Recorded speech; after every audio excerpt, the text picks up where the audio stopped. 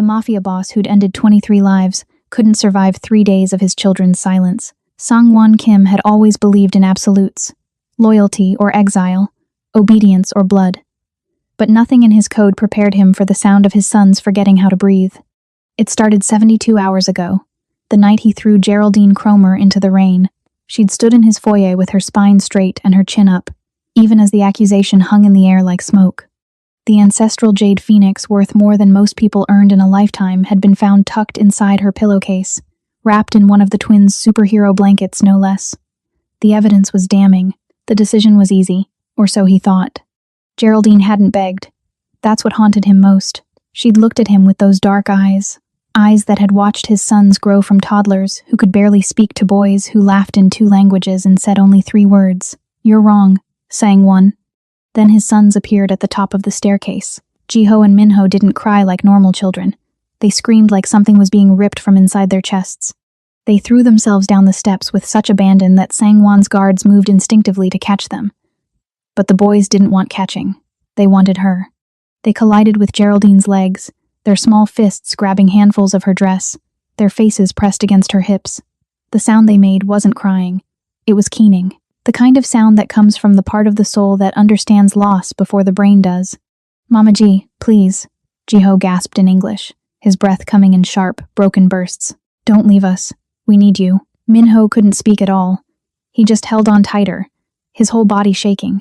Geraldine's hands hovered over their heads for a moment. She wanted to comfort them one last time. Sang-won could see it in the way her fingers trembled, but she didn't touch them. Instead, she knelt down, eye level with the boys, and did something that made Sang-won's chest tighten. She smiled. It wasn't a happy smile.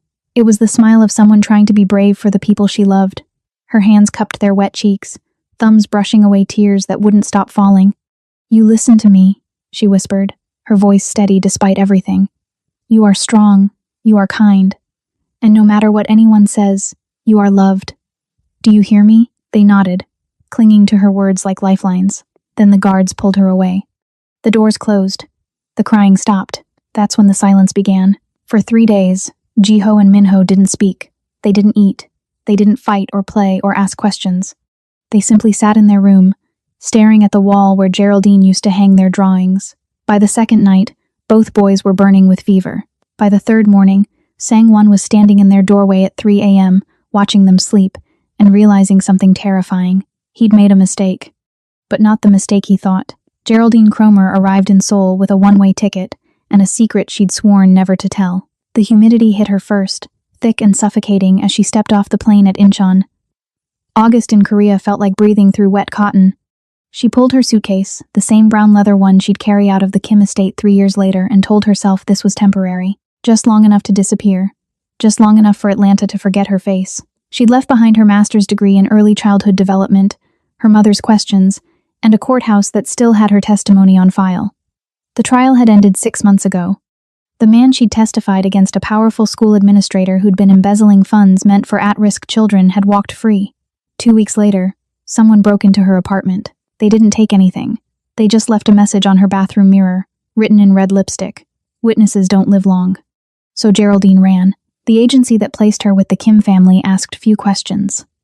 Private household. 2 young children. Father recently widowed. Needs someone with educational background and flexibility. Room and board included. She didn't ask what kind of business Mr. Kim ran. She didn't want to know. The estate sat in Seongbuk-dong, perched on a hillside like a fortress pretending to be a home. All glass and sharp angles, with gardens so pristine they looked painted. The kind of place where even the air felt expensive. Sang-won Kim met her at the door himself. He was younger than she expected, maybe 35, with the kind of face that could sell luxury watches or terrify grown men, depending on the angle. The dragon tattoo crawling up his neck should have been a warning. So should the way his security team materialized from nowhere, watching her with eyes that had seen things she didn't want to imagine. But Geraldine was good at ignoring warnings. "Miss Cromer." His English was perfect, barely touched by accent. "The agency says you have a degree from Emory." "Yes, sir. Child psychology and early education. The boys are 3, twins. They've had 4 nannies in 2 months." His voice carried no emotion, just fact. "My wife passed suddenly. They don't sleep through the night. They barely speak. Can you fix that?" Geraldine met his eyes cold. measuring and saw something beneath the ice. Desperation, maybe, or exhaustion so deep it had turned into stone. I can't fix grief, Mr. Kim, but I can help them learn to carry it. Something shifted in his expression. Not quite a smile, but close enough. You start tomorrow. My assistant will show you to your quarters. One rule: the West Wing is private. You stay in the East. Understood? Understood. She should have asked more questions. Should have wondered why the house had guards at every entrance, why the windows were bulletproof, why she'd spotted at least 3 weapons holstered on the men who walked the perimeter, but she didn't. Because that night, when she finally met Jiho and Minho, nothing else mattered. They were tiny things, all dark eyes and serious faces. They sat on their bedroom floor, building block towers in absolute silence. No laughter, no chatter, just the soft click of wood against wood. Geraldine sat down beside them, didn't speak, didn't force interaction, just picked up a block and added it to Jiho's tower. The boy looked at her, startled. Then, so quietly she almost missed it, he said one word in Korean. Minho translated, his voice barely a whisper. He says your hands are pretty, like Mama's. Geraldine's throat closed. She looked at her own hands, dark skin, short nails, a small scar on her thumb from a childhood accident, and saw them through these boys' eyes. Not foreign, not different, just familiar in the way that mattered. What color should we use next? She asked softly. Minho handed her a red block. Jiho smiled. It was the smallest thing, a smile that lasted maybe 2 seconds.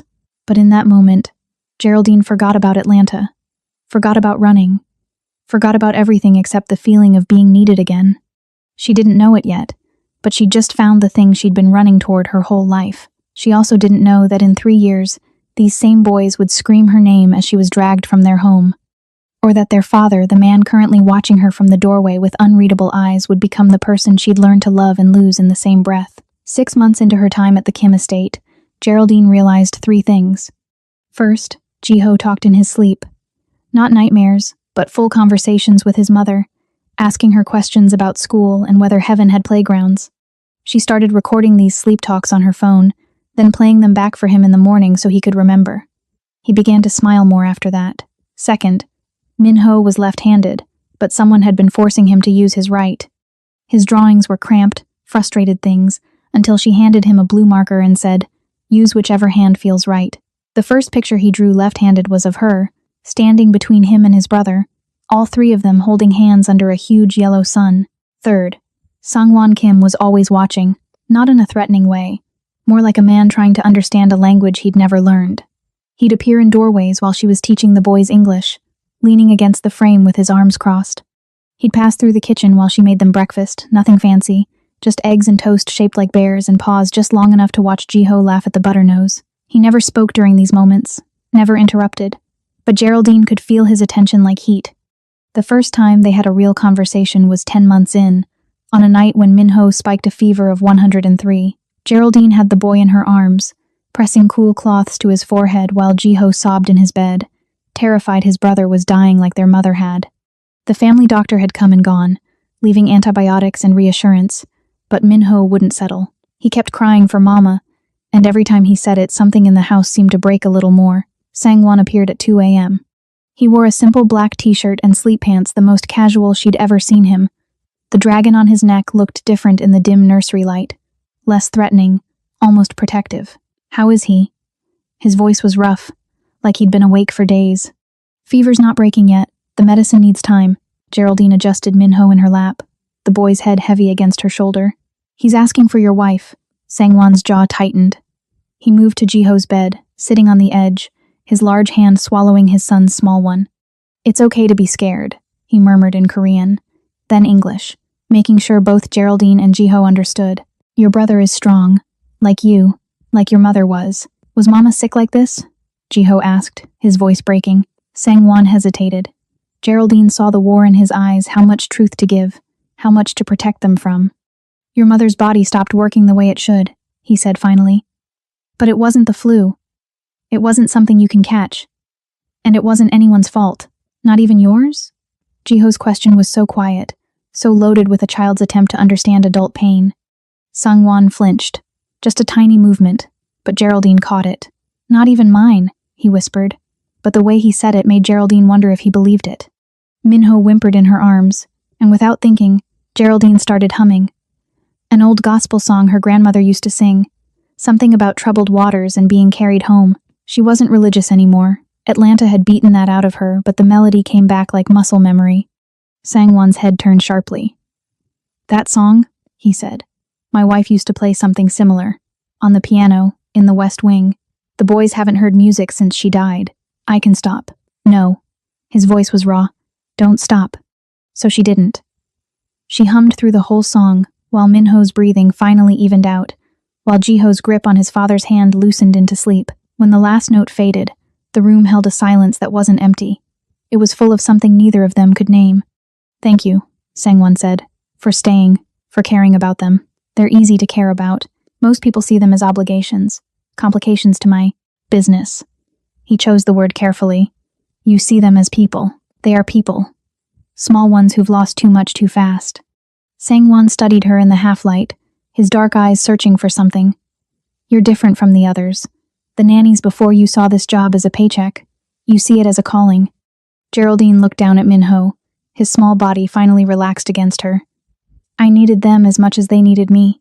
She didn't elaborate, didn't tell him about Atlanta, or the man who'd threatened her, or the way she still woke up sometimes, checking the locks twice. But Sangwon seemed to understand anyway. "We're all running from something," he said quietly. "The trick is finding something worth running toward." Their eyes met, held. For the first time, Geraldine saw past the Mafia boss, past the tattoos and the danger that clung to him like cologne. She saw a father who was drowning in grief, trying to keep his sons afloat even as his own lungs filled with water. And he saw her, really saw her. Not the nanny, not the help, but Geraldine, a woman who'd crossed an ocean to escape her past and accidentally stumbled into a purpose. The moment stretched. Neither of them looked away. Then Minho coughed, and the spell broke. Sangwon stood, running a hand through his hair. "I'll have one of the men bring you coffee. You should rest. I'm staying here tonight. Just in case." He nodded. At the door, he paused. "Geraldine?" It was the first time he'd used her first name. "Yes?" "The West Wing piano. It hasn't been touched since my wife died, but if you wanted to play it, for the boys, you have my permission." It wasn't just permission, it was trust.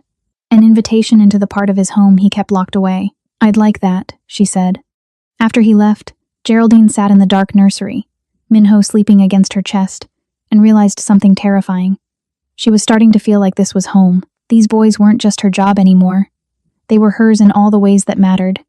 And Sangwon Kim, with his dangerous eyes and dragon tattoo and hands that held his son so gently, he was starting to feel like something she couldn't afford to name. Not yet, maybe not ever, but the feeling was there, growing in the dark like something forbidden, something inevitable.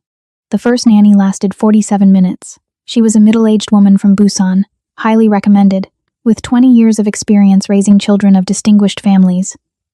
She wore a crisp uniform and carried references from 3 diplomats. The twins destroyed her. Jiho locked himself in the bathroom and wouldn't come out. Minho threw a ceramic vase, a Ming Dynasty piece worth more than a car, across the living room. It shattered against the wall exactly where the nanny's head had been moments before. "Where is Mama Ji?" Jiho screamed from behind the locked door, his voice going hoarse. "Bring her back." The nanny quit before Sangwon could even offer her hazard pay. The second nanny was younger, supposedly good with difficult children. She brought toys and games and patience. The twins looked at her with eyes that had gone empty, then simply walked away. They went to their room, locked the door, and refused to eat for 18 hours. Sangwon found himself standing outside their door at midnight, his forehead pressed against the wood. "Boys, please, you need to eat something." Silence. "She's not coming back." Hee-sun's voice cut through the dark hallway.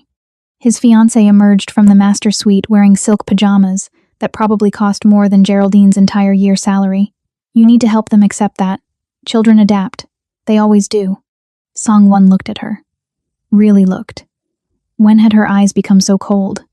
When had her voice started carrying that edge of satisfaction whenever the boys suffered? "They're grieving," he said. "They're manipulating you. This is what children do when they don't get their way." Hee-sun moved closer, her hand trailing up his arm. "Once they realize the American woman is truly gone, they'll settle. Trust me." But they didn't settle. By day 2, both boys had stopped speaking entirely. They sat in their room like small ghosts, their skin taking on a grayish tint that made the family doctor frown with concern. Their vitals are acceptable, Dr. Park said, closing his medical bag. But I'm worried about their mental state. They're showing signs of severe attachment trauma. In children this young, losing a primary caregiver can have lasting effects. She wasn't their mother, Sangwon said, the words tasting wrong in his mouth. No, but she was the person who held them together after their mother died. To them, you've now taken away both of the women who made them feel safe. Doctor. Park's expression was grave. I've seen this before in children of families like yours. The emotional withdrawal can be a precursor to something more serious. If they don't improve in the next 24 hours, I'd recommend psychiatric intervention. After the doctor left, Sangwon walked through his house like a stranger. Every corner held memories of Geraldine.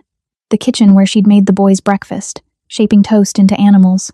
The playroom where her laughter had echoed as she chased them in elaborate games of pretend.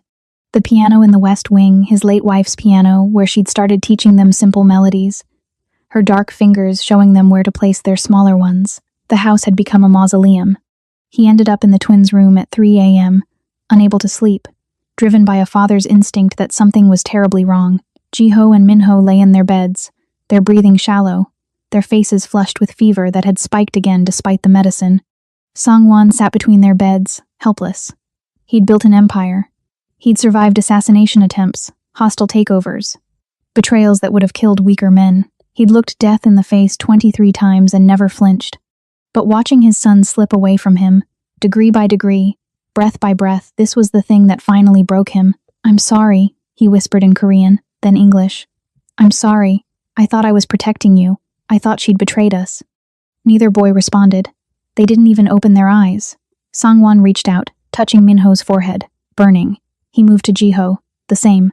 Both children were on fire from the inside out, their small bodies fighting a battle that had nothing to do with illness, and everything to do with a broken heart. His hand brushed against something under Jiho's pillow. A small plastic object, cool to the touch. He pulled it out. A blue robot. One of those educational toys that teaches languages through repetition. Geraldine had bought it for them months ago, encouraging them to practice their English pronunciation by recording themselves and playing it back. Sangwon's thumb found the button marked play. Static. Then Geraldine's voice, warm and gentle. Repeat after me. I am brave. I am kind. I am loved. The twins' voices followed, practicing, laughing, happy. Sangwon almost turned it off. The sound was a knife to the chest, a reminder of what he'd thrown away. But then the recording continued, and he realized the robot had been left on, had kept recording long after the English lesson ended.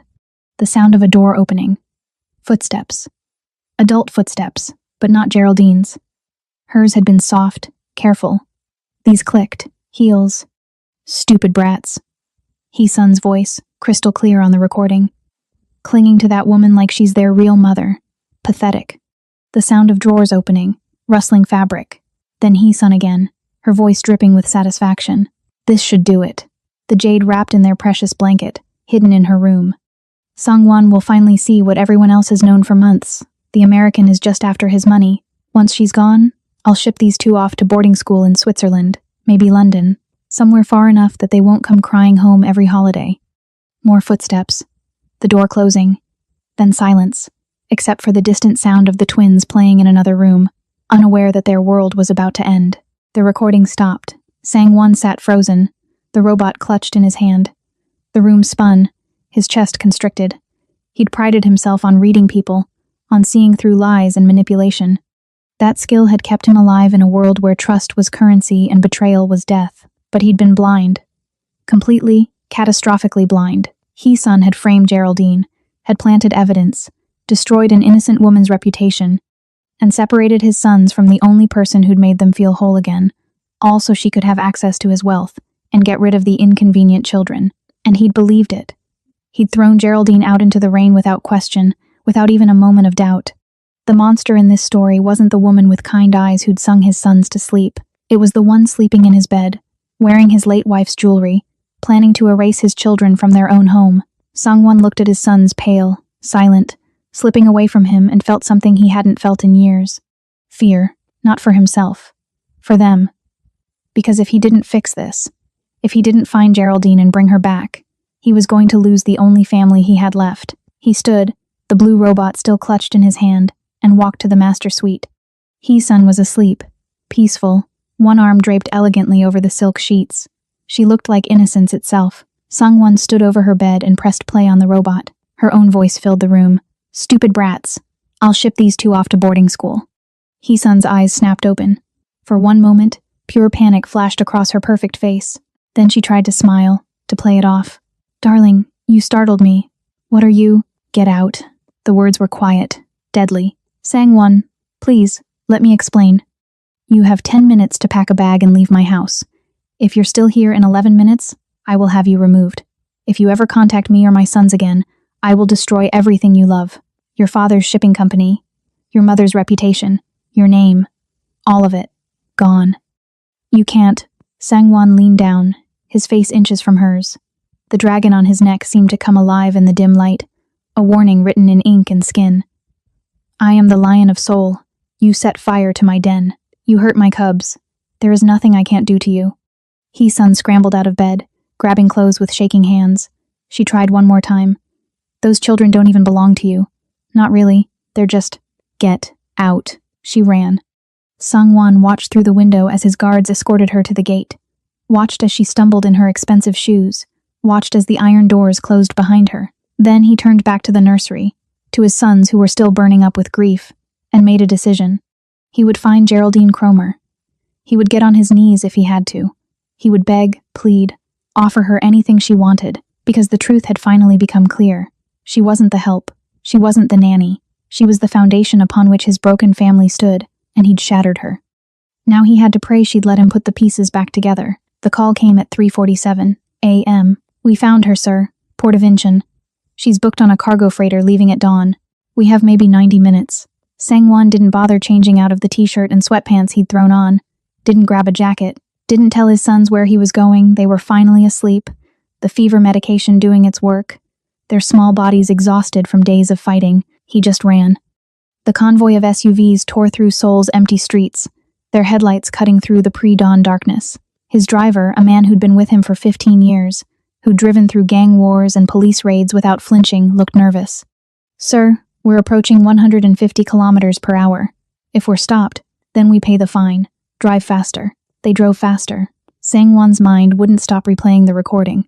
Hee-sun's voice, so casual in its cruelty. The sound of her planting evidence. The complete absence of guilt as she plotted to send his sons away like unwanted furniture. How had he missed it? How had he looked at Geraldine, a woman who'd spent 3 years pouring love into his children, asking for nothing in return and believed she was capable of theft? The answer sat heavy in his chest, because believing in goodness was dangerous in his world. Trust was a weakness. Love was a liability. He'd spent so long armoring himself against betrayal that he'd become incapable of recognizing loyalty when it was standing right in front of him. The port appeared on the horizon, all industrial lights and massive cranes moving cargo containers like children's blocks. The freighter was a hulking beast of rust and steel, its horn bellowing into the morning air. The gangplank was still down, but workers were preparing to raise it. "There," one of his men pointed. Sang-won saw her. Even at this distance, even in the weak light, he knew that silhouette. Geraldine stood at the base of the gangplank, her worn suitcase at her feet. She wore jeans and a simple jacket, her hair pulled back in a ponytail.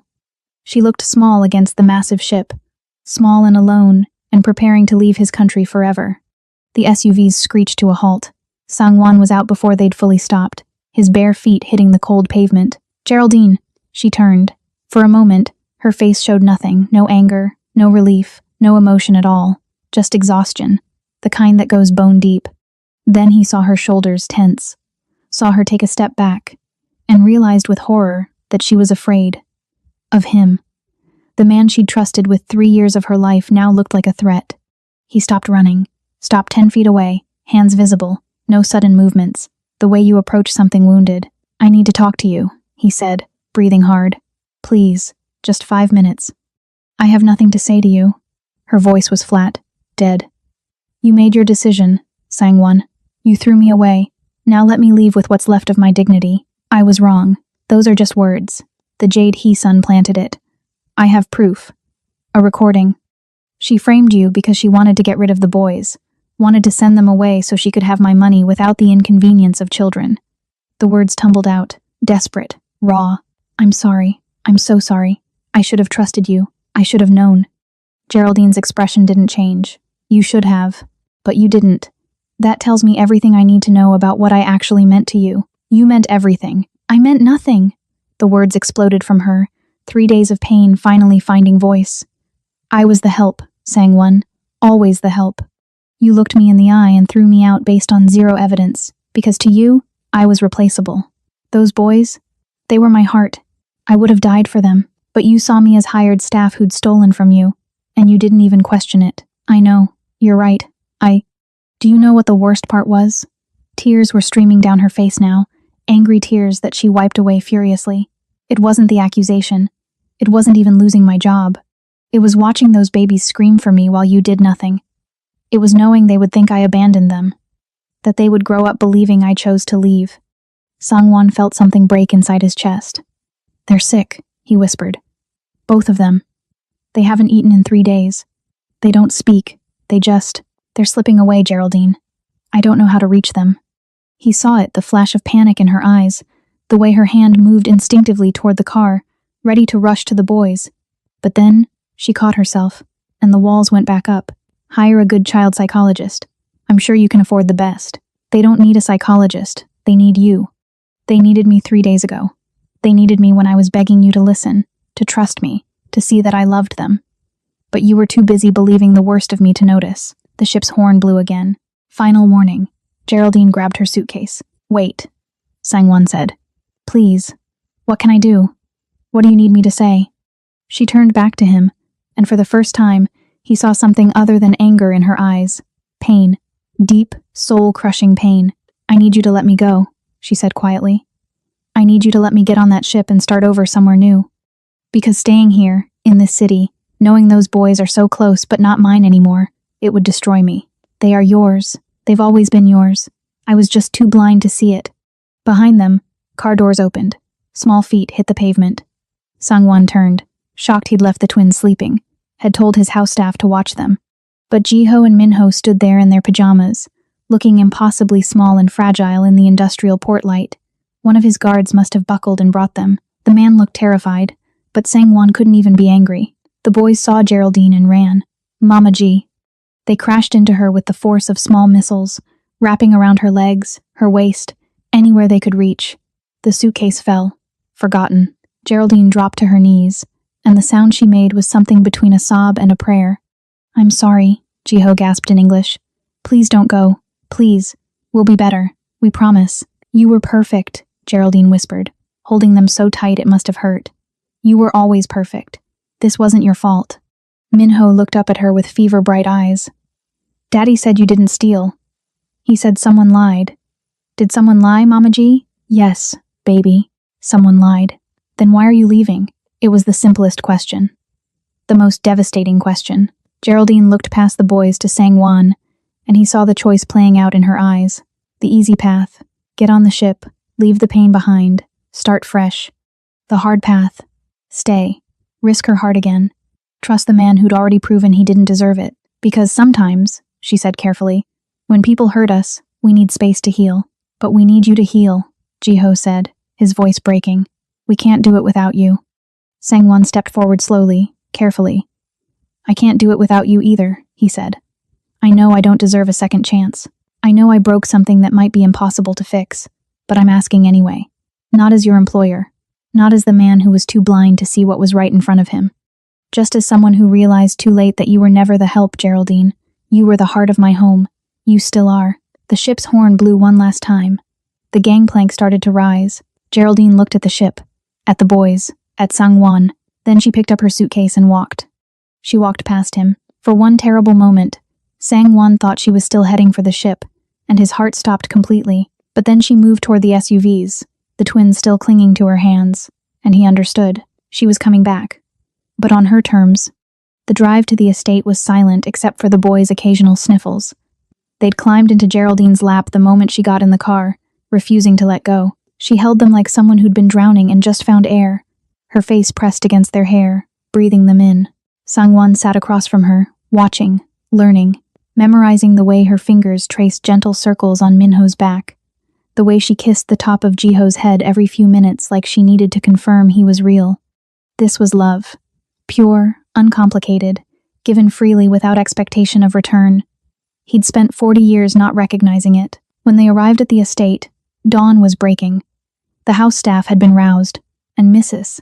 Park, the head of household who'd been quietly furious with Sang-won for 3 days, actually smiled when she saw Geraldine walk through the door. "Welcome home, Miss Geraldine," the older woman said warmly. "Thank you, Mrs. Park." Geraldine's voice was hoarse from crying. The boys led her upstairs, both talking over each other now, the silence of the past days completely forgotten. They wanted to show her the drawings they'd made, the pictures of her they'd hidden under their pillows. They needed her to check their homework, read them a story, make them toast with faces like she used to. Sang-won followed at a distance, giving her space. But when she reached the twins' room, she turned to face him. "We need to talk," she said. "After they're settled." He nodded. An hour later, after the boys had finally fallen asleep, real sleep this time, peaceful and deep, Geraldine found him in his study, the West Wing, the private section of the house she'd never been invited into until now. She didn't knock, just walked in and closed the door behind her. Sang-won stood from his desk. "Would you like tea? Coffee?" "I can." "Stop." She held up a hand. "Just stop. We're going to have this conversation, and you're going to listen. Really listen. Can you do that?" "Yes." She paced, her movements sharp with leftover adrenaline. "I came back for the boys. Only for the boys. Not for you. Not for this house. Not for the salary you pay me. I came back because those children deserve stability, and walking away from them felt like cutting out a piece of my soul. But I'm not staying as your employee, Sang-won. I'm done with that. I understand. I'll triple your—" "I don't want your money." The words echoed in the study. "I never wanted your money. God, you really don't understand, do you? For 3 years, I've been raising your sons, teaching them, loving them, being the one who holds them when they're scared. I know Minho's allergic to shellfish and Jiho has nightmares about car accidents. I know they prefer their sandwiches cut diagonally, and they sleep better with a nightlight shaped like a moon. I know them better than anyone, and you treated me like I was just another transaction in your life." Sang-won absorbed each word like a physical blow. "What do you want from me?" "I want respect," she said fiercely. "I want my name on their school records as an emergency contact. I want to be consulted when decisions are made about their education, their health, their future. I want to be treated like what I actually am, their parent in everything but biology. Not the nanny, not the help. Their mother. Done. I'm not finished." She stepped closer, and he could see the fire in her eyes. "I want my own bank account that you can't freeze. I want autonomy. If I decide to leave, if I choose to walk away, I need to know I have the resources to do it. I never want to be trapped again. Of course, I'll arrange. And I want honesty," she continued, cutting through his words. "Complete honesty. I know what you do, Sang-won. I'm not stupid. I know the business meetings you have at 3 a.m. aren't about legitimate trade. I know those men who guard the house aren't just security. I know you're involved in things that exist in shadows. And if I'm going to stay here, if I'm going to raise those boys in this house, I need you to stop pretending I'm too naive to understand." The silence that followed was thick, dangerous. Sang-won had built his entire empire on secrets, compartmentalization, never mixing his work with his home life. The West Wing was his office precisely because he could lock it, keep the darkness contained, protect his sons from the truth of what their father was. But Geraldine was asking him to tear down those walls. "My work is dangerous," he said carefully. "The less you know, the less I know, the more vulnerable I am. Knowledge is protection, Sang-won. If I understand the risks, I can prepare. I can keep the boys safe. But if you keep me in the dark and something happens—" She didn't finish the sentence. She didn't have to. He saw the logic. Hated it. But saw it. "All right," he said finally. "Complete honesty. But in return, I need the same from you." She blinked. "What?" "You came to Korea running from something. I've respected your privacy. But if we're going to do this, if we're going to be real with each other, I need to know what you're running from. Because if it catches up to you, it could affect my sons." Geraldine's expression shifted. Fear flickered across her face, quickly suppressed. "That's fair," she said quietly. "I testified against a powerful man in Atlanta, someone who was stealing from children's programs. He walked free, and 2 weeks later, someone broke into my apartment. They left a message. Said witnesses don't live long. She wrapped her arms around herself, suddenly looking vulnerable. So I ran. I've been looking over my shoulder for 3 years, waiting for him to find me. Sangwon felt ice run through his veins. What's his name? Why? Because no one threatens someone under my protection. Give me his name, Geraldine. She studied him for a long moment. Marcus Hale. He runs half the school board in Atlanta. Connected to judges, politicians. Untouchable. No one is untouchable. Sangwon moved to his desk, pulling out a secure phone. By tomorrow morning, Marcus Hale will have much bigger problems than you. Problems that will occupy him for the rest of his life. You have my word. Sangwon, I'm not asking you to. I know, but you're asking for honesty, and here's mine. I protect what's mine. And those boys upstairs? They need you, which means you're mine to protect now, whether you like it or not. The words hung in the air between them, heavy with meanings neither was ready to examine too closely. Okay, Geraldine said softly. Then we have a deal. I stay. I raise the boys. We're honest with each other. But Sangwon? Yes? If you ever throw me out again without listening to my side first, if you ever accuse me of something without evidence, if you ever treat me as less than I am, I will take those boys and disappear so thoroughly you'll never find us. Do you understand? It should have been a threat. Should have triggered his instincts to dominate, to control. But instead, Sangwon felt something close to relief. Because this woman standing in his study at dawn, exhausted and furious and utterly unafraid of him, was exactly the kind of person his sons needed. Exactly the kind of person he needed. I understand, he said. It won't happen again. You have my word. Good.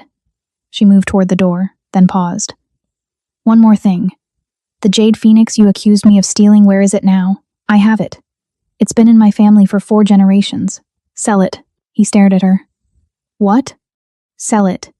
Donate the money to a children's charity in Atlanta. Or Seoul. I don't care. But I never want to see that thing again. Every time I look at it, I'll remember the worst 3 days of my life, so get rid of it. Without waiting for a response, she walked out. Sangwon looked at the Jade Phoenix sitting in its display case, a priceless heirloom his grandfather had killed to obtain, worth millions, irreplaceable. He picked up the phone and called his estate manager. The Jade Phoenix in my study. I want it sold by end of business today. All proceeds go to child welfare organizations, split between Seoul and Atlanta. Sir, that piece is worth. I know what it's worth. Sell it anyway. After the call, Sangwon sat in his study as the sun rose over Seoul. Somewhere in the house, Geraldine was probably climbing into bed, exhausted. The boys were sleeping peacefully for the first time in days. His empire was intact, his enemies kept at bay, but everything had changed. For the first time in his adult life, Sangwon Kim understood what it meant to be truly humbled. Not by an enemy, not by a business failure, but by a woman who'd looked at him with clear eyes and demanded he be better than the man he'd allowed himself to become. He would be better. He had to be. Because losing her again wasn't an option. 3 months passed before Sangwon realized he'd fallen in love with Geraldine Cromer. 3 months of watching her rebuild what he'd broken. 3 months of seeing her at the breakfast table, laughing at Jiho's terrible jokes. 3 months of overhearing her sing while she helped Minho with his reading. 3 months of small moments that accumulated into something massive. The realization hit him on a Tuesday afternoon. He'd come home early, a rarity, and found Geraldine in the garden with the boys.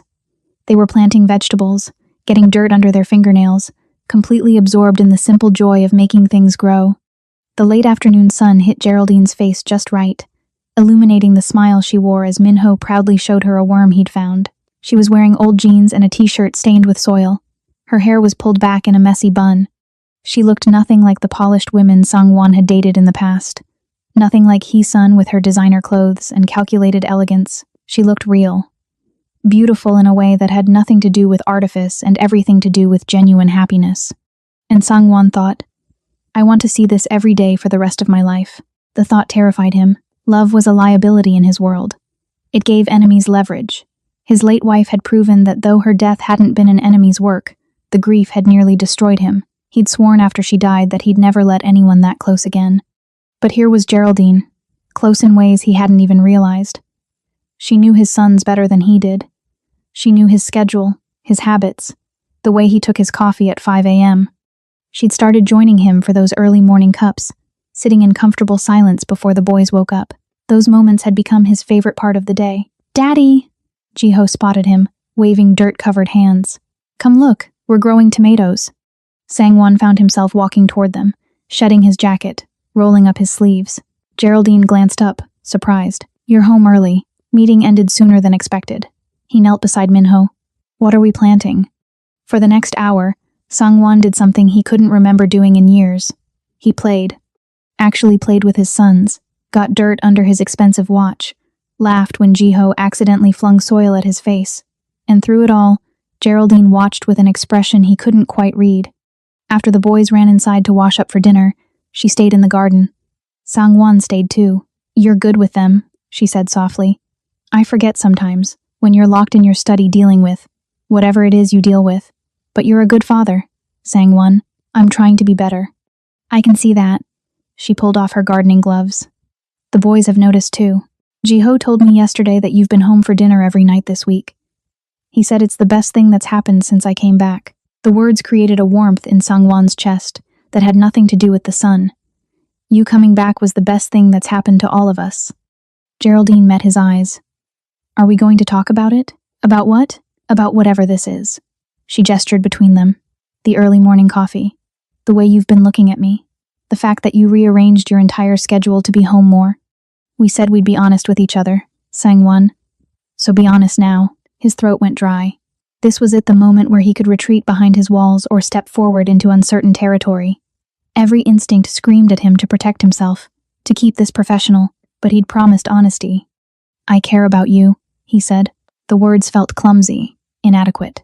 I care about you in a way that has nothing to do with the boys or the house or any practical consideration, and I don't know what to do with that.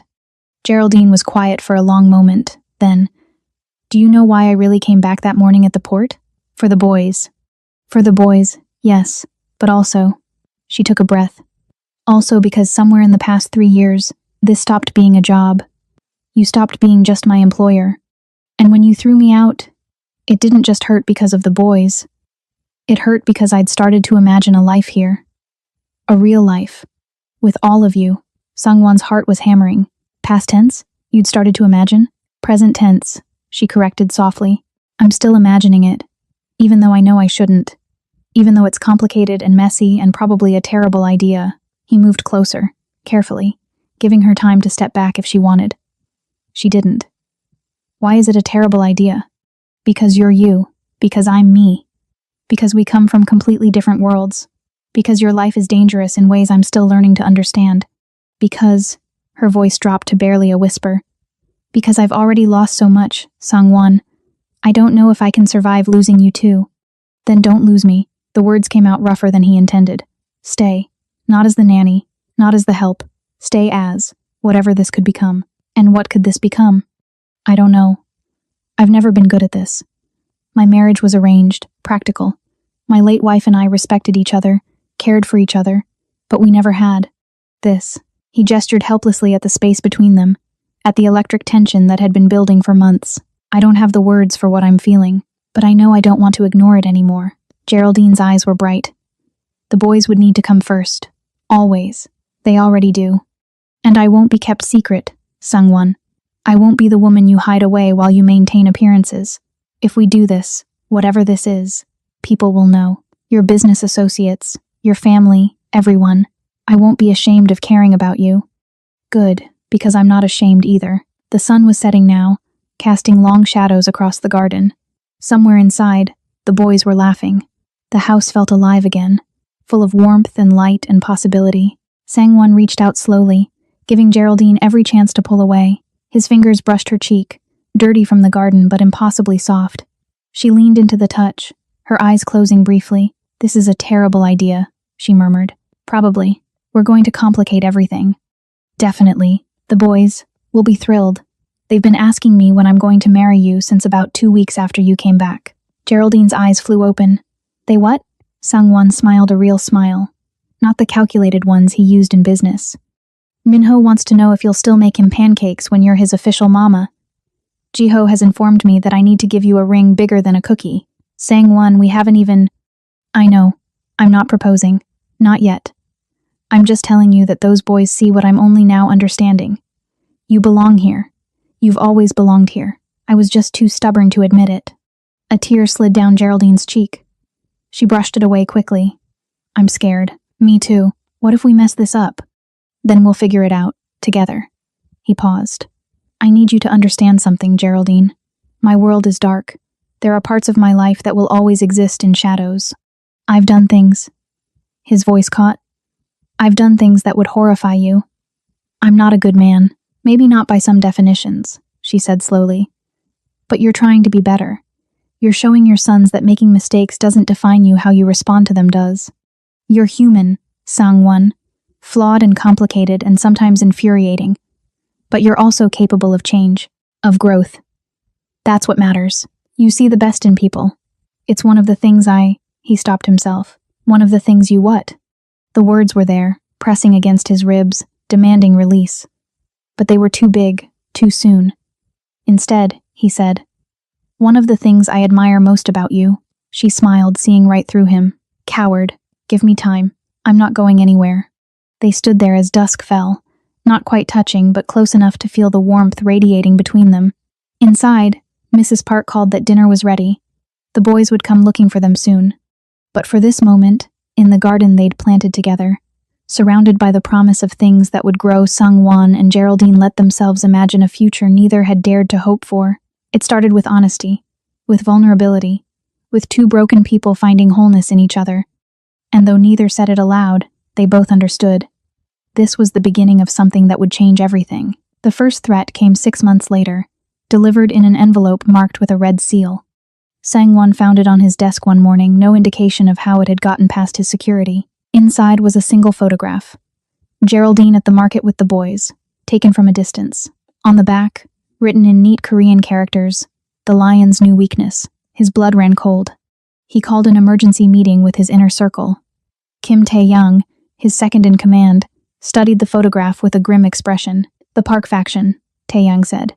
They've been quiet since the territory dispute last year, but they're regrouping. This is a message. They know about her. Then we increase security. Triple it. She doesn't leave the house without a full detail. Boss, with respect, caging her isn't the answer. She's not the kind of woman who'll accept being a prisoner. Sang-won knew this. God, he knew this.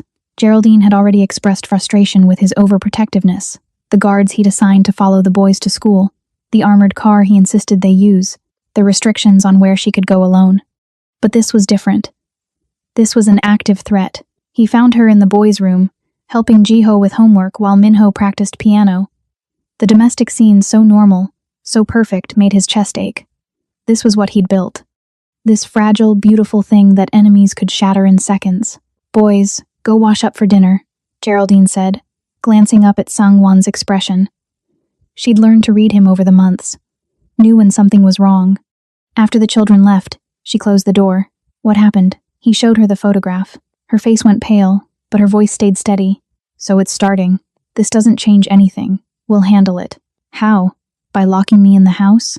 By making the boys afraid to leave their room? She shook her head. I knew what I was signing up for, Sang-won. Knew that being with you meant danger. But we can't let them win by making us live in fear. They threatened you, Geraldine, you and the boys. And if you respond by turning this house into a fortress, you're giving them exactly what they want, proof that I'm your weakness. She moved closer, her hand finding his. I trust you to keep us safe. But you have to trust me too. Trust that I can handle this. I can't lose you. The words came out raw, unfiltered. I can't, Geraldine. If something happened to you because of me, then we fight smarter, not harder. Her eyes were fierce. You've been in this world your whole life. You know how to navigate it. Teach me. Make me less of a target by making me more aware. Over the next weeks, Sang-won did exactly that. He taught Geraldine the reality of his world, not to frighten her, but to prepare her. She learned which of his associates could be trusted, and which required careful handling. She learned to recognize the signs of surveillance, to vary her routes, to always have an exit strategy. The boys noticed the changes. Of course they did. Why do we have more guards? Jiho asked one evening at dinner. Sang-won exchanged a look with Geraldine. They'd agreed on honesty. But how much truth did you give 7-year-olds? Because Daddy has a job that sometimes makes people upset, Geraldine said carefully. And when people get upset, they sometimes do things that aren't safe. So we're being extra careful right now. But you're protected. Always. Are you protected, Mama Gi? Minho's question was innocent, but it carried weight. The boys had started calling her that naturally after she'd come back. Not Geraldine, not Miss Cromer, just Mama G. And every time they said it, something in Sangwon's chest expanded. Your father makes sure I'm protected, she assured him. We're all safe. But 2 weeks later, safe became a relative term. Geraldine was at the boys' school for a parent-teacher conference. One of the few public outings Sangwon had reluctantly agreed to, with guards positioned discreetly around the building. The meeting went fine. She was heading to the car when she noticed something odd. Her regular driver wasn't there. Instead, a different man stood by an identical black car, wearing the right uniform, holding the door open professionally. Every instinct Geraldine had developed over the past months screamed wrong.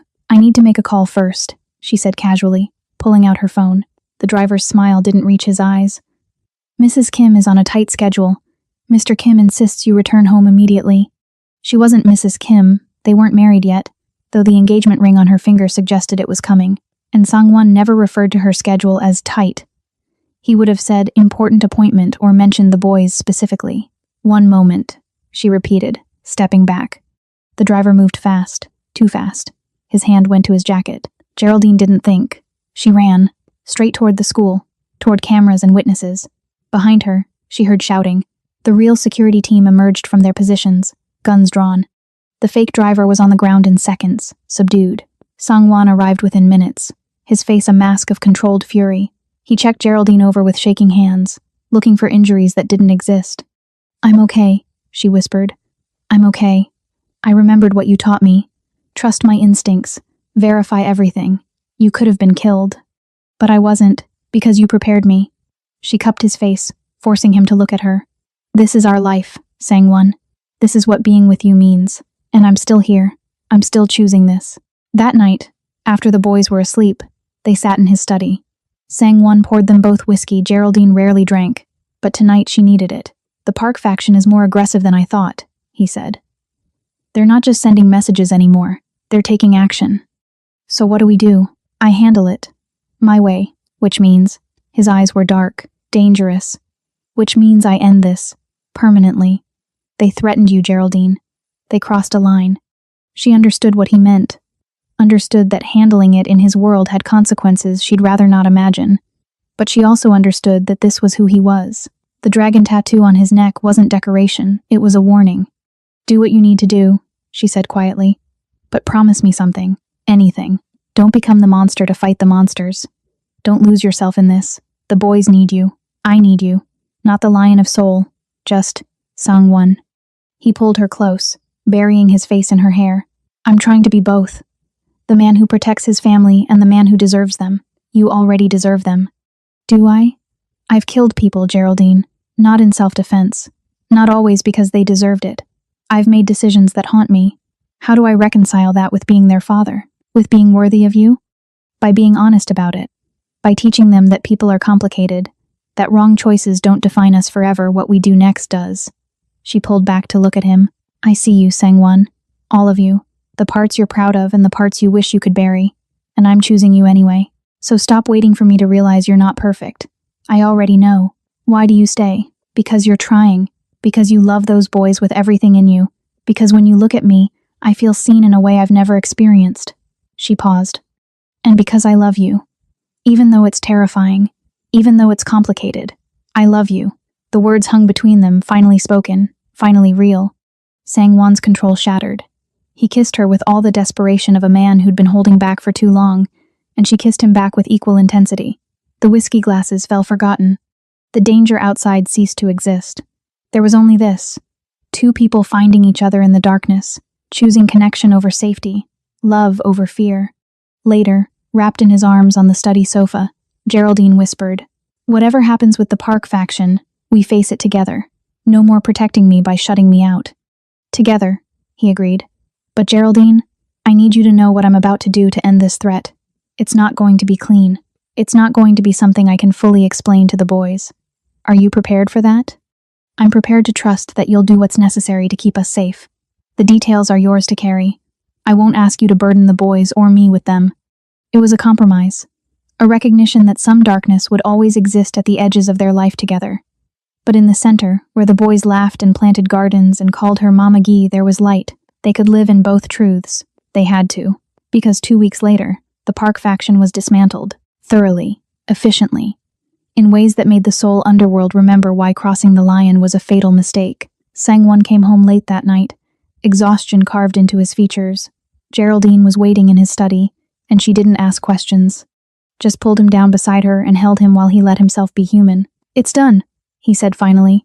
"I know. The threat is gone. I know." She stroked his hair. "Come to bed. The boys want to take you to the park tomorrow. Minho has a new robot to show you." "Geraldine?" "Thank you. For staying. For not being afraid of what I am. I'm afraid," she admitted. "Every day, I'm a little afraid. But I'm more afraid of a life without you. So I stay." They stayed, both of them, choosing each other again and again, through danger and peace, through darkness and light, and slowly, the house stopped being a fortress. It became something better. It became home. The proposal came on a random Thursday. No grand gesture. No elaborate planning. Just Sang-won, Geraldine, and the twins in the garden where they'd planted tomatoes a year ago. Those plants were thriving now, heavy with red fruit. "Mama Ji," Jiho said, pulling something from his pocket. "Daddy said we should give you this." It was a ring box. Not velvet, something handmade, clearly crafted by small hands with more enthusiasm than skill. Inside sat a ring that absolutely was not handmade. A deep blue sapphire surrounded by smaller diamonds, understated but breathtaking. Geraldine's breath caught. Minho bounced excitedly. "Daddy said blue like your favorite color, and he said we could be there when he asked." Sang-won knelt in the dirt, not caring about his expensive pants. The boys were very insistent they be part of this. "I hope that's okay. You're asking me to marry you in the garden?"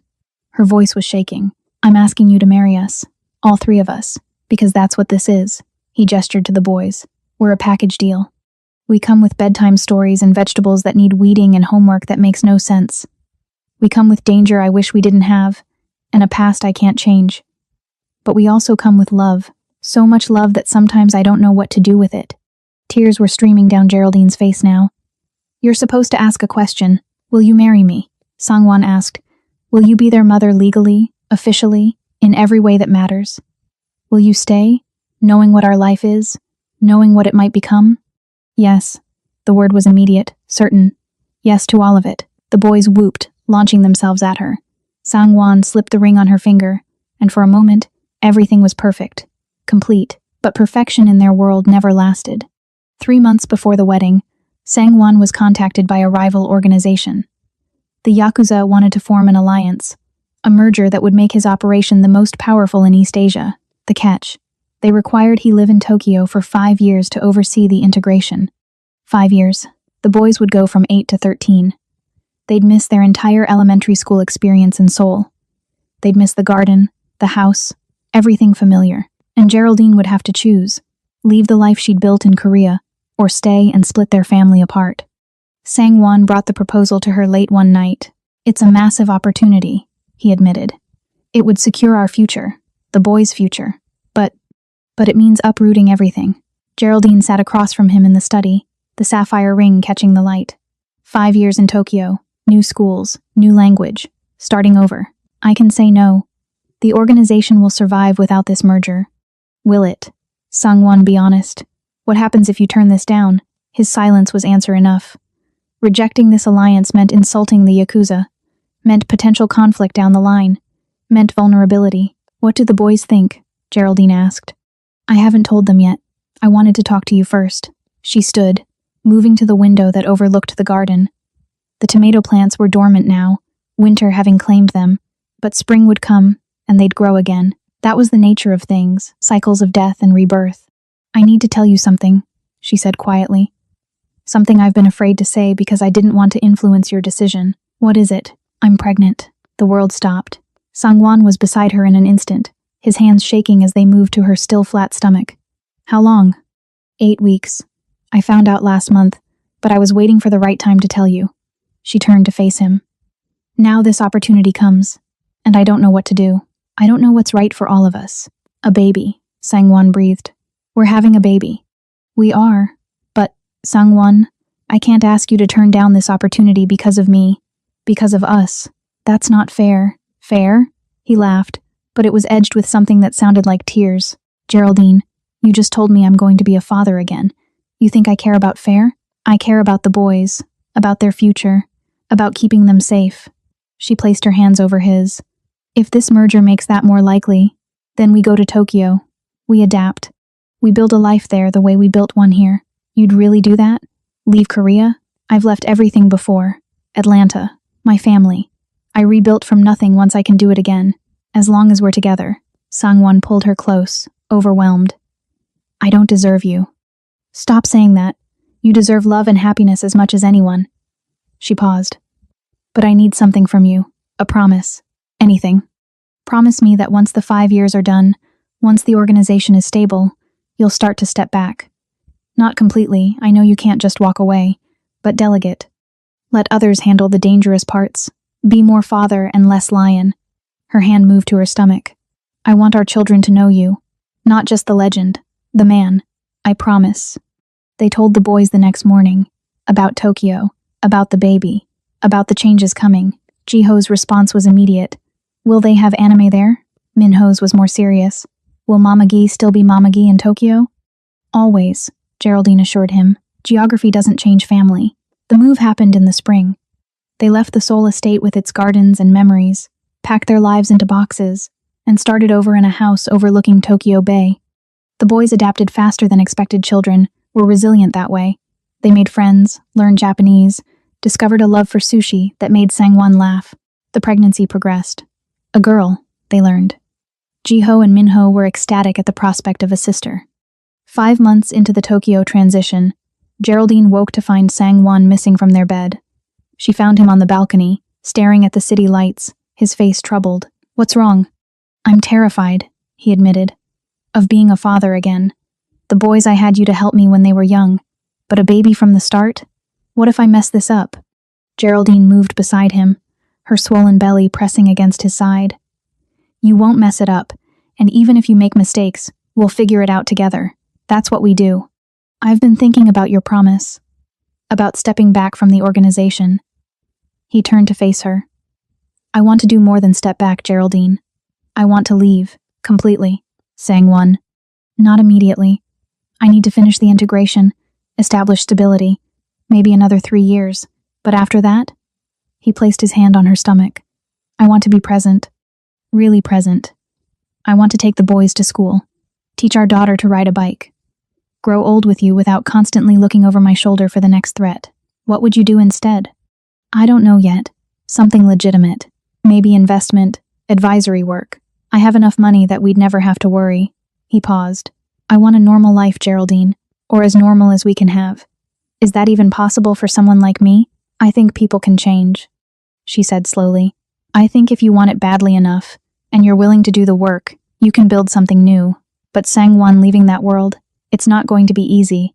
There will be people who won't want you to walk away. Then I'll deal with them. But I'm done sacrificing our family for power. Done choosing danger over peace. The boys deserve better. You deserve better. And this little girl, his hand moved gently over the curve of Geraldine's stomach. She deserves to know her father without all the darkness. The baby kicked, as if in agreement. 3 years later, true to his word, Sangwon Kim began his exit from the criminal empire he'd built. It wasn't clean. It wasn't easy, but he'd learned something from Geraldine.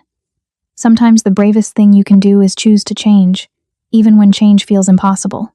He sold his interests, transferred leadership, made arrangements that would keep his family secure. Some former associates were angry. Some tried to prevent his departure. But the Lion of Seoul had one last roar in him, a clear message that anyone who threatened his family would face consequences more terrifying than anything they'd seen before. Then he walked away, not into some dramatic sunset, but into something better. Ordinary life. Jiho and Minho were 12 now, navigating the complexities of adolescence with the help of 2 parents who actually showed up. Little Yuna was 3, a force of nature who'd inherited her father's intensity and her mother's kindness. The family had returned to Korea, but not to the old estate. They bought a smaller house, still nice, but not a fortress. A place where neighbors waved and kids played in the street. Sangwon discovered he was good at legitimate business. His strategic mind, once used for territory disputes, now navigated investment portfolios. His ability to read people made him an excellent consultant for companies trying to expand into Asian markets. He was home for dinner every night. He coached Minho's soccer team.